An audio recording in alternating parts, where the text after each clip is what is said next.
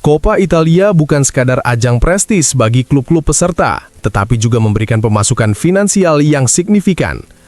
Seperti diingatkan oleh Calcio e Finanza, Inter telah mengumpulkan 2,7 juta euro setelah memastikan lolos ke semifinal usai mengalahkan Torino pada laga perempat final. Jumlah tersebut merupakan akumulasi pendapatan yang diperoleh dari babak 16 besar, perempat final, hingga semifinal. Jika berhasil melangkah ke partai final tanpa meraih gelar juara, Nerazzurri akan meningkatkan total pemasukan mereka menjadi 4,6 juta euro.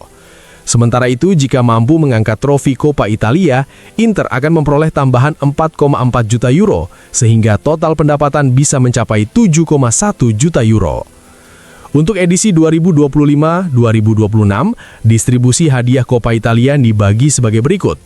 Akses ke babak 16 besar 400.000 euro, akses ke perempat final 800.000 euro, lolos ke semifinal 1,5 juta euro, finalis yang kalah 1,9 juta euro, juara Coppa Italia 4,4 juta euro.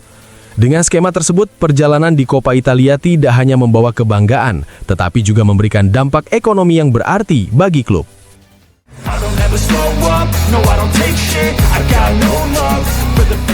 Federico Di Marco mendapatkan pengakuan bergengsi dengan dianugerahi penghargaan EA Sports FC Player of the Month untuk bulan Januari. Penghargaan tersebut akan diserahkan pada momen pra-pertandingan Inter kontra Juventus yang dijadwalkan berlangsung Minggu 15 Februari 2026 pukul 2.45 WIB di Stadion Giuseppe Meazza Milano. Penentuan pemenang dilakukan melalui kombinasi suara penggemar secara online dan data statistik individu. Di Marco berhasil unggul atas sejumlah kandidat lainnya, yakni Lorenzo Colombo, Genoa, Jonathan David, Juventus, Tassos Doufikas, Como, Nikola Kristofic, Atalanta, dan Adrian Rebiet, Milan.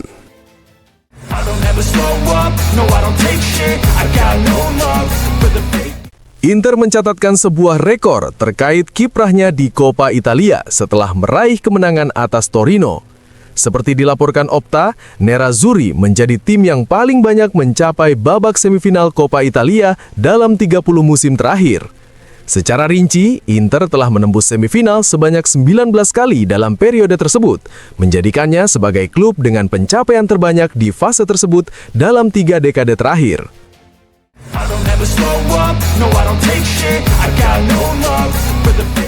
Marcus Thuram dalam wawancara bersama CBS membahas hubungannya dengan sang adik, Khéphren Thuram, yang disebutnya memiliki ikatan kuat meski menjadi rival di lapangan.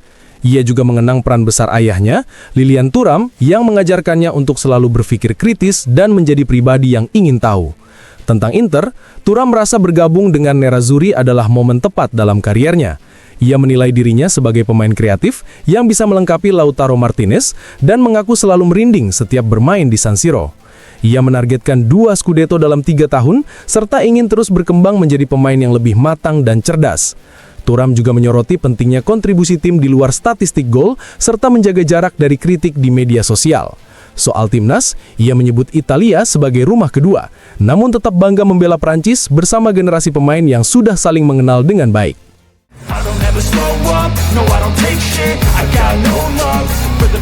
Massimo Ambrosini angkat bicara mengenai derby di puncak klasemen dan menyoroti perbedaan situasi antara Inter dan Milan. Kepada Cronache di Spogliatoio, ia menilai kedua tim memiliki tingkat urgensi yang berbeda dalam perburuan gelar. Menurut Ambrosini, Milan tidak memiliki urgensi sebesar Inter untuk memenangkan gelar juara Liga. Ia menilai kondisi tersebut bisa menjadi sebuah keuntungan tersendiri. Meski demikian, semuanya tetap bergantung pada selisih poin saat kedua tim bertemu. Ia menambahkan, jika kedua tim tiba di derby dengan selisih poin yang kurang lebih sama seperti saat ini, maka hasil pertandingan akan sangat menentukan. Kemenangan Inter, menurutnya, akan secara jelas mengakhiri persaingan. Sebaliknya, jika Milan yang menang, maka jarak akan kembali mendekat dan membuka peluang bagi tim-tim lain untuk ikut bersaing.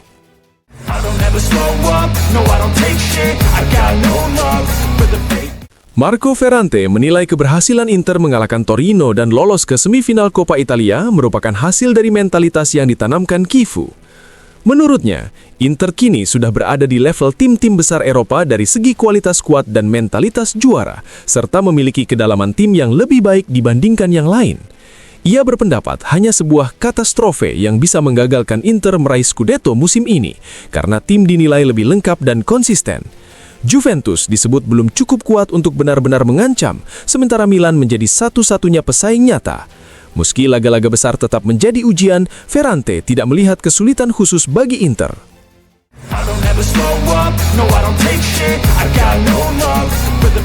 Petualangan Thiago Romano bersama Inter telah resmi berakhir. Melalui akun media sosial pribadinya, penyerang kelahiran 2006 itu mengumumkan perpisahannya dari sektor akademi klub Nerazzurri. Dalam pesannya, Romano menyebut periode tersebut sebagai tahap yang sangat penting dalam hidupnya. Ia mengaku membawa banyak kenangan indah serta kebanggaan karena pernah mengenakan jersey Inter. Ini adalah akhir dari tahap yang sangat penting dalam hidup saya. Saya hanya membawa hal-hal indah dan kebanggaan karena telah mengenakan jersey ini. Terima kasih untuk semuanya, tulisnya.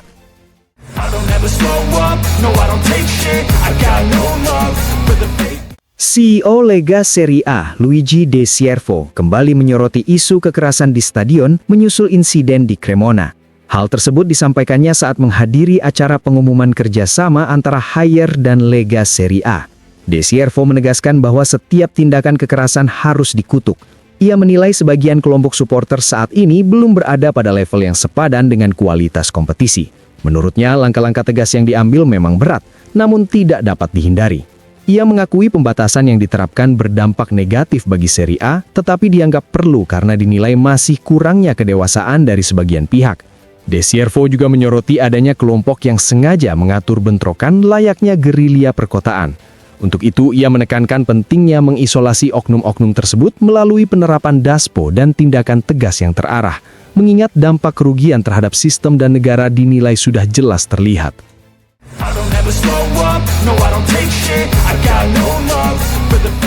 Pada bursa transfer Januari lalu, Bournemouth disebut melakukan pendekatan serius untuk merekrut Luis Henrique. Namun, Inter memutuskan untuk mempertahankan sang pemain meski berpeluang mencatatkan keuntungan langsung dalam pembukuan klub.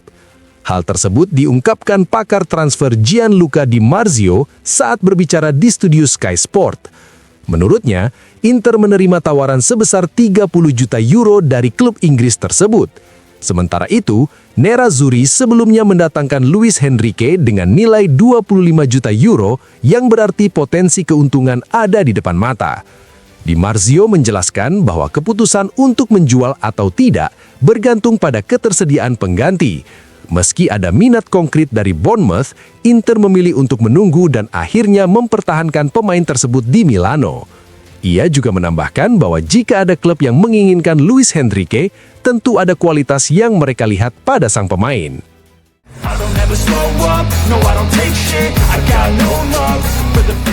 Inter menolak tawaran sebesar 25 juta euro termasuk bonus yang diajukan Lazio untuk Davide Fratesi. Hal tersebut diungkapkan Matteo Moretto melalui kanal YouTube Fabrizio Romano. Selain Lazio, Atletico Madrid disebut hanya melakukan penjajakan tanpa langkah konkret. Sementara itu, Nottingham Forest sempat mencapai kesepakatan untuk skema peminjaman berbayar dengan opsi pembelian di kisaran 38 juta euro. Namun, negosiasi tersebut tidak berlanjut karena Inter tidak menemukan pemain pengganti. Dalam laporan yang sama, Moreta juga menyebut perkembangan terkait Weston McKennie. Gelandang asal Amerika Serikat itu masih memiliki jarak dalam negosiasi perpanjangan kontrak dengan Juventus yang akan berakhir pada 2026, sehingga masa depannya belum jelas. Kepindahan ke MLS menjadi salah satu kemungkinan. Namun dalam beberapa pekan terakhir, Inter juga dikabarkan telah meminta informasi untuk mencoba merekrutnya dengan status bebas transfer.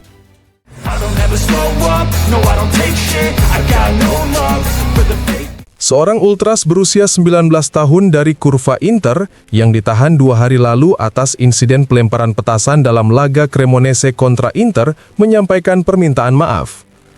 Seperti dilaporkan ANSA, ia meminta maaf kepada Emil Audero, kepada kedua klub, serta kepada seluruh supporter. Dalam persidangan validasi penangkapan dengan mekanisme flagranza di verita di hadapan Hakim Giulia Marozzi, pemuda yang didampingi pengacara Mirko Perlino itu mengakui bahwa tindakannya melempar bom kertas ke lapangan adalah sesuatu yang tidak seharusnya dilakukan. Ia mengaku tidak memikirkan konsekuensi, termasuk kemungkinan sang kiper mendekati petasan tersebut dan mengalami gangguan akibat ledakan. Dalam beberapa jam ke depan, hakim akan memutuskan terkait pengesahan penangkapan serta kemungkinan penerapan langkah penahanan lanjutan. Jaksa Francesco Caiani telah mengajukan permohonan tahanan rumah bagi yang bersangkutan.